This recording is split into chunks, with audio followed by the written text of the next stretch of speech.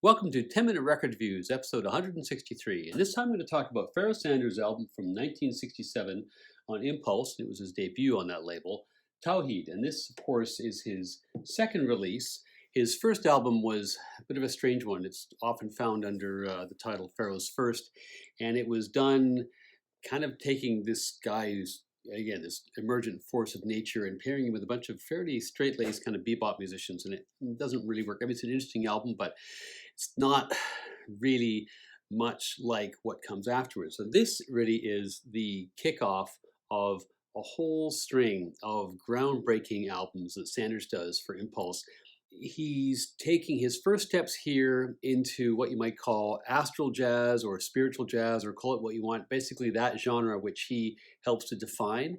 And it's a very sharp break from the kind of formulaic and almost staid at that point kind of hard bop scene, as exemplified perhaps, maybe this is unfair, by Blue Note Records. This is a real break from that in terms of style and substance, and in terms of the trajectory of his future career. So anyway, this is this lovely, once again, Impulse packaging with the glossy gatefold and so on. So Pharoah Sanders was born in 1940 in the heart of the Jim Crow South in Little Rock, Arkansas. He's given all kinds of encouragement with his music, not however by the surrounding society, which is quite repressive. And basically, if you're growing up in Little Rock at that point as a black person, you're basically growing up in a quasi-apartheid kind of arrangement. And by the time he finishes high school, he's off to Oakland, California. Eventually, his interests are getting a little bit broader than Oakland can contain, so he hitchhikes across the country. And in 1962, at the peak of the jazz scene's kind of avant-garde moment in New York City, he arrives in Greenwich Village, penniless, with his saxophone. He's living on the street at various points. He's giving blood so he can get money to eat. He's trying to get some traction however he can. He just wants to be in the scene, which is so inspirational. One of his early connections and mentors at the time was the space-age jazz guru Sun Ra. And it was Sun Ra, of course, who actually gives Pharoah Sanders, as he was then, his nickname of Pharaoh, which just tended to fit. And frankly, you can't imagine him now being called Pharrell. He did get some traction. He was a fast developer. He did get some gigs. And by 1965, the Village being a fairly small world, he and John Coltrane had started to move into each other's orbits. Coltrane at this point, of course, was developing faster than anybody in the jazz world could really keep up with. And that, of course, included the members of his classic quartet. He was now starting to experiment very much with loosely constructed free jazz approaches. He'd broken up his old quartet. He was forming a new band for what would be the latter stage of his career, and he reaches out to Sanders to see if he'd be part of it. Sanders always says he never really got an explanation. All he got was an invitation, and he didn't at the time, bearing in mind he'd only really arrived in town a few years before, and just 5 years before, he didn't really consider himself to be a jazz saxophonist. So this is a pretty rapid ascent, and so is he ready to play in John Coltrane's group?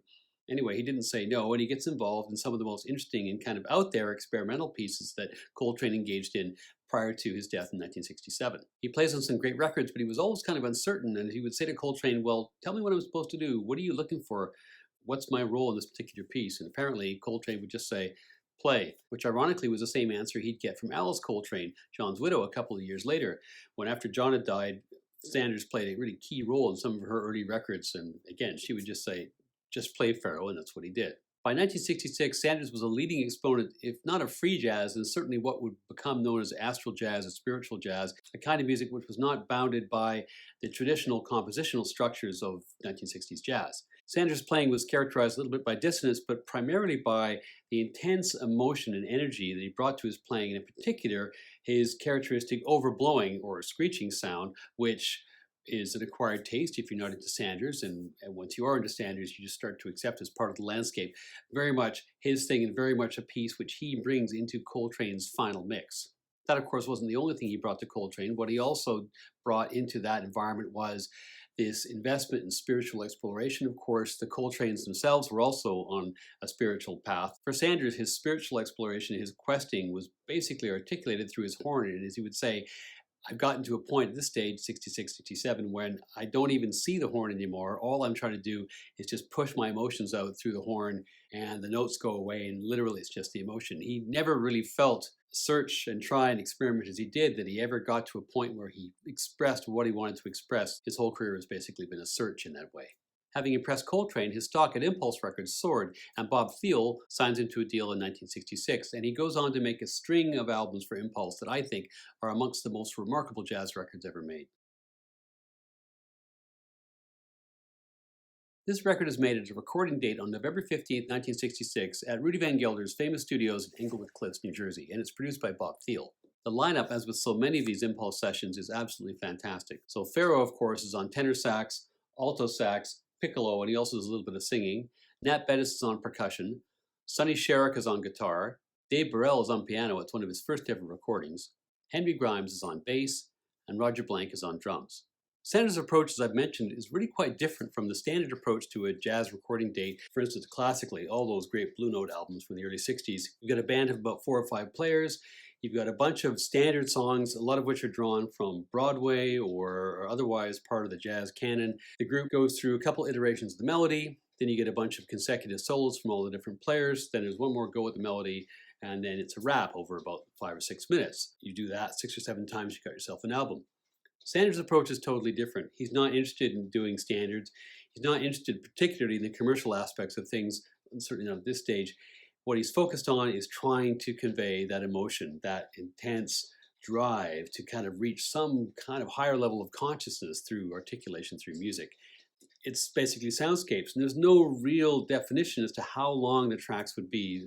As he says, sometimes I just play one tune, we just keep going for the whole side, because my philosophy is once you're in the song, keep playing. A quote which always reminds me of that exchange between Davis and Coltrane, when Davis asked Coltrane why his solos are so long and why he just can't wind them up. And Coltrane says, well, I don't know, once I get playing, I just can't stop. And Miles says, well, just take the horn out of your mouth. On this session, clearly Thiel didn't tell Pharoah to take the horn out of his mouth, just let him go with it. And in fact, what's interesting, and as would become kind of characteristic of Pharoah Sanders' records going forward, Pharoah actually often takes a long time to get into the song, letting a whole kind of sound, feeling, soundscape, crescendo, overture, call it what you want, build up at the beginning of the song before he enters. And on the first track of this album, he doesn't actually come in on sax, I think, until something around the 13-minute mark.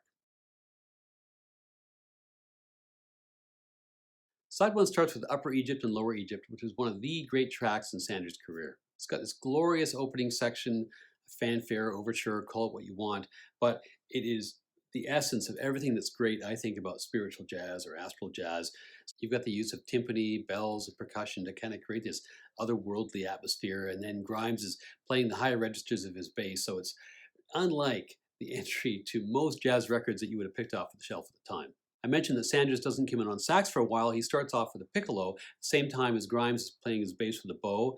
Again, sort of an Asian feel to this part of the track, and there's a whole bunch of different moods and different textures all the way through. They're all seductive in their own way. Some of them are quite passionate. It truly feels like a realization of the title. It's very much like a journey up a river, this track. When Sanders eventually does come in on tenor, with a little nod to Coltrane in the way that he phrases things, it's a nod to the past, but this whole track is very much a statement of intent about Sanders' future. That track occupies the whole of side 1, and side 2 begins with a lovely little tune called Japan. It starts off heavy on the sleigh bells, which are kind of a Sanders trademark, and eventually the other band members kind of join in a bit of a procession. There's a little solo passage on bass for Grimes, a gong crashes, and that's it. It's perhaps the most beautiful and accessible piece, I think, in this whole catalog. If that piece is kind of pastoral and restful, the last track in the album, which is a medley, Om, Venus, and Capricorn Rising, is much more full of energy. It's a very avant-garde piece, and it's a challenging piece of music to listen to if you're not familiar, I think, with Sanders' work. But as ever, despite all the overblowing and the challenging nature of it, I always find that Sanders stays just on the accessible side of the accessible-inaccessible line. He has, I think, basically got melody in his heart despite this urge to express. It's hard to pick which of Sanders' records for Impulse is his finest release, and I think his finest work was done on Impulse, but this record would always have to be part of that conversation. It's also an important record in the evolution of jazz because although all 3 tracks on here are very clearly composed pieces, is a fundamental break between what we hear here and what is typically heard, as I mentioned, on traditional jazz dates. As a record, it's beautiful, it's brave, and it's incredibly intense, although its physical effect when you listen to it is actually to elevate you, to lift you up. It's an essential part of any collection of 1960s jazz, and for me, it's 5 out of 5.